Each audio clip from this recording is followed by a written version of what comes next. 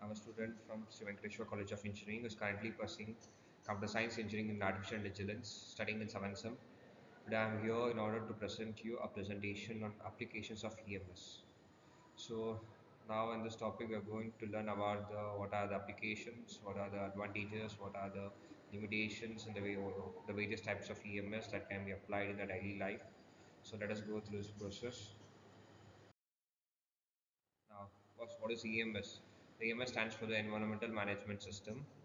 Now, let us go to the defined meaning of EMS. EMS refers to the structures, practices, and control that an organization uses to manage its environmental aspects and impacts and to achieve its performance objectives. An effective EMS requires that the organization establishes and communicates its environmental commitment and goals through its environmental policy. The second point is the plans programs for controlling the environmental aspects and impact of its products, processes, and activities. Implements programs and controls operations in order to achieve this. Checks results and correct problems, reviews and improve the operations of the system. The textile industry and overview. In India, the textile industry is India is the sixth largest exporter of textiles and apparel in the world. India is one of the largest producers of cotton and jute in the world. The domestic apparel and the textile industry in India contribute 5% of the country's GDP, 7% of the India's output in value terms, and 12% of the country's export earnings.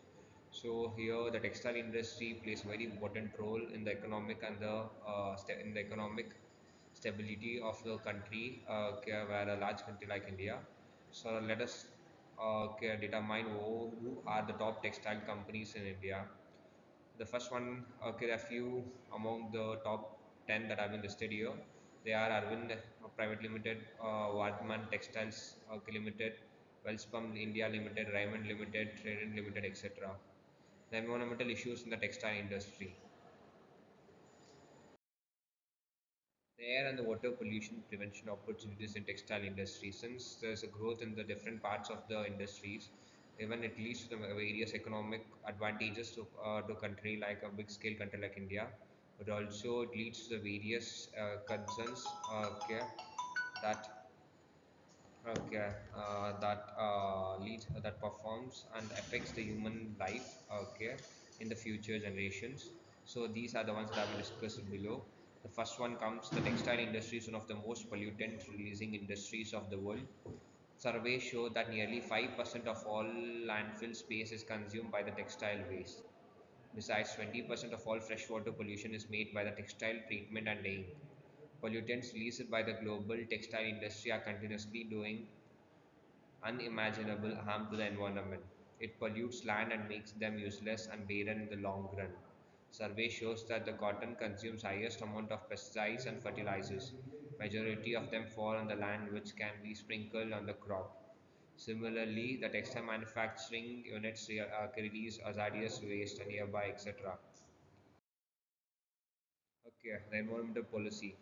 After assessing and developing a clear understanding of the significant environmental aspects of their products, services, and activities, and the impact they have on the environment, the main features of the policy are reviving and improving the traditional and manufacturing process of natural dyes and the coloring process, continuously integrating and developing environmentally and more acceptable products such as naturally grown colored cotton textiles, reducing water, air, noise pollution, land contamination, compliance with relevant information, legislations and regulations, keeping EMS environmental management alive through review of environmental objectives and targets, maintaining cleaner working environment.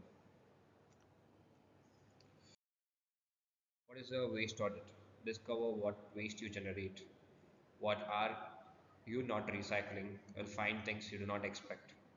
Review purchasing and management decisions, how to reduce waste, how to recycle more, what bins are needed, where, what systems to put in place, what training is needed. Why waste audit? Saving money on the costly disposal, regulatory requirements, reducing waste and thus disposal cost, positive environmental company image, etc. The features of the waste audit. A good waste audit should define sources, quantities, and types of waste being generated, and bring together information on unit process, products, raw materials, water usage, and waste generation, highlight process efficiencies and inefficiencies, identify the areas of wastage, loss, and waste problems, identify the constituents of waste, help set targets of waste reductions, etc. Now let us go pulp and the paper industry, how it has been emerged in India, and what are the pollution concerns that arise in the in the future generations or in the upcoming days. First, India is a vast country with an average of 700 pulp and paper mills. It is one of the highest polluting industries in India and is highly intensive. The water intensive defines meaning that it requires a large amount of water in order for its production and management.